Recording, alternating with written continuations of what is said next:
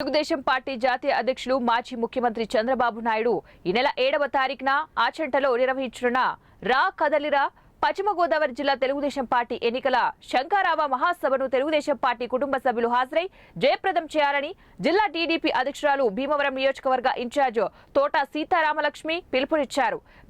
భీమవరంలోని TDP జిల్లా కార్యాలయంలో నిర్వహించిన నియోజకవర్గ ముఖ్య నాయకుల సమావేశం అనంతరం పాత్రికేయుల సమావేశంలో సీతారామలక్ష్మి మాట్లాడుతూ జగన్ రానున్న ఎన్నికల ప్రజాక్షేత్రంలో ఓడిపోతామని తెలిసి వైసీపీ ఎమ్మెల్యేలకు ప్రజలలో అసమ్మతి వ్యతిరేకత ఉంటుందనే వంకతో అభ్యర్థులను ఇన్ఛార్జీలను మారుస్తున్నారని, ఎంతమంది అభ్యర్థులను మార్చినా జగన్ తరిమి కొట్టడం ఖాయమని అన్నారు.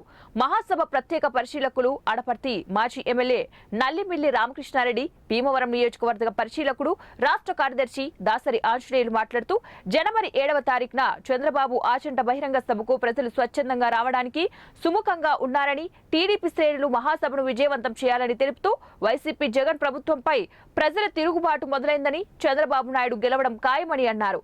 ఈ కార్యక్రమంలో టీడీపీ అతిరథ మహారాజులు పాల్గొన్నారు. ప్రతి ఒక్కళ్ళు ఇక్కడ ఉన్నారు. అలాగే టౌన్ లో చాలా బాగా పనిచేసి ఈ పార్టీని ఈ రోజు ఈ విధంగా మనం మరి ప్రజల్లో తీసుకెళ్లే విధంగా పనిచేసే ప్రతి కార్యకర్త నాయకుడు అందరూ కూడా ఇక్కడ ఉన్నారు. ఈ రోజున మనందరం కూడా మనందరికీ బాధ్యత ఉంది.